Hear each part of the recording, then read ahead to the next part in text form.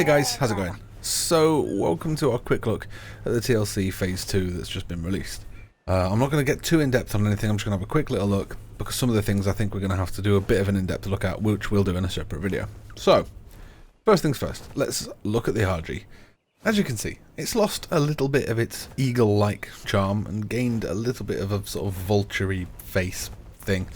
Overall, I really like the changes to the feathers and the walk and the little tweaks that have gone on. I really like it. I don't want to say I don't like the face, because it's alright, but I liked the whole sort of like eagle-esque bird thing. I'm not as big of a fan as the whole, oversized carrion bird thing. It's not bad. I guess it just floats my boat a little less is all. Changes other than the way it looks are that it can now carry two creatures at once, alternative attack to pick one up with the claws, and C button, or if you're on a gamepad clicking in the right stick, we'll pick some stuff up with a beak. That has to be small though. You can carry both those things at once, which is nice. You get a health regen buff for consuming corpses, which looks a little bit like this. Seems to put your health up quite rapidly, to be honest.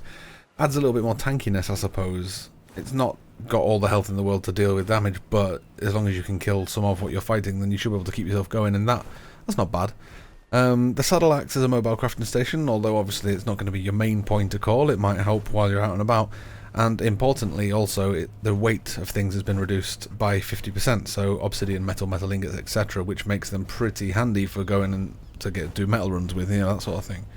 Overall, while I'm not the biggest fan of the facial changes, I quite like the changes that have happened to the RG.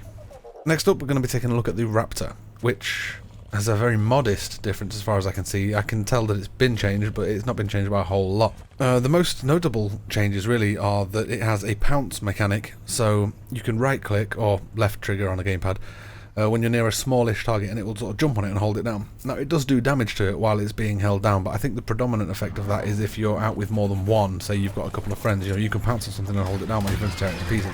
Annoyingly, it kicks you off the back of your mount. I would prefer if it just made it unusable for a short window rather than actually full-on booting you off of it, but ho-hum. And the other side of things is the pack buff, which I'm not going to look at now. I'm going to do a separate video on that when Sean gets a bit more free time. Because you know how we like to do those sort of things with all the graphs and whatnot, so yeah, we'll do that at another time. Having a look at the Sarco then. This model update, you can tell what they've done mainly around the snout. I mean, don't get me wrong, the scales look a little bit better and everything else looks a little bit better as well, but it's mostly the whole sort of long snout thing. That's the point that my eyes are drawn to first and foremost. It does look a lot better. Other things to note are its death roll. So when you alternate attack, you sort of bite outwards and spin around rapidly. And then you let go, and that's the point it seems to do its damage. It's higher damage than a regular attack, and it looks kind of cool, so I'm quite happy for that. You can lunge as well, which would be C on the keyboard or clicking in if you were on the gamepad. That seems to behave a little bit strangely, because when I'm walking forward and I press the button, I'll just dart off to the side. I don't quite know why, but there it is. You have a 180 attack as well. Now, to perform this, basically, if you're going forward and you're biting something and then it scoots on around the side, you can just press the direction it's gone and keep attacking, and your Sarco will sort of spin around. Like if you're on a gamepad, for example, you pull the stick hard back and click the right trigger, it just spin around. So in the case of mouse and keyboard, it would just be S and click, and then you'll 180 and bite whatever's behind you. It's quite helpful, adds a lot of mobility to it. It's surprisingly helpful, to be honest. When I first read it, I was like, meh, but actually using it's pretty helpful. Apparently it's walkable now. This isn't something I've had a chance to try, but you can get people on the back of it while you swim it around, so it's a bit like a living raft, I suppose. I haven't actually tried that, but apparently you can do it. And here we are with the Spino then. As you can tell, it's another modest update. It's not been completely overhauled, which I suppose is fair enough because it wasn't bad in the first place, so just a few tweaks, a bit of polish, Anyway, it gets a water buff now, which will show you this at the top right of your screen. And that's just bonus movement speed, quicker turning radius, you get a bit of attack damage, bit of extra healing, that sort of thing. You do get to keep it for a little while after you've left the water, but not for very long at all. One of the main changes, as I can see it, is that you can now change between quadruped and biped stance. You can do this with your alternative attack button. When you're a biped and so you're stood up, your attacks are stronger and you can turn more sort of in place, quicker left and right.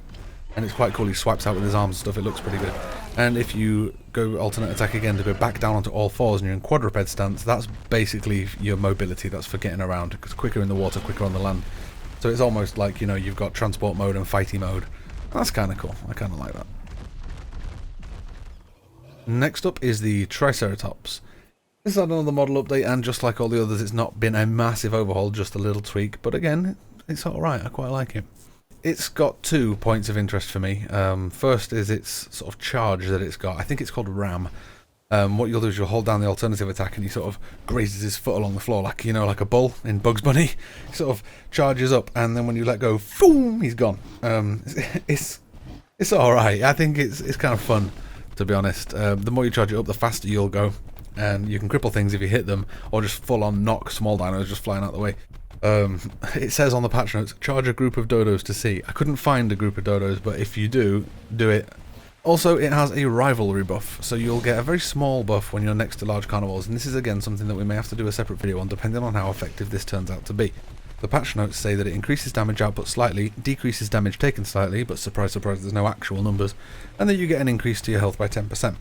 So we're going to have to look at what that damage actually is and go from there. I might throw that in with the Raptor pack.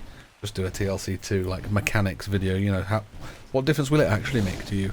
Other than all that stuff, there has been a small update to Ragnarok, which seems to mostly just be some fixes, and there's been a couple of whole fixes for Aberration Dissenter in the island as well.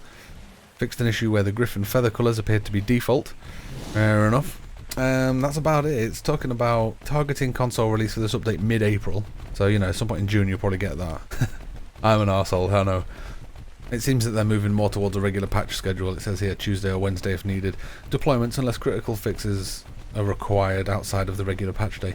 That could be kind of nice actually. You know, like WoW or whatever else, where you get your patch day on a Tuesday and you just roll forward with it. So all the little hot fixes and everything else come out. That could prove to be really helpful, and if that's the case, might actually restore my faith in them a little bit. Anyway, all my whinging off to one side. That's what we've got with the TLC2. Might take another deeper look at some point, but life at the minute for us all is pretty hectic, so I'm not sure when that will happen. Anyway, yes, thank you very much for watching, guys. I'm out.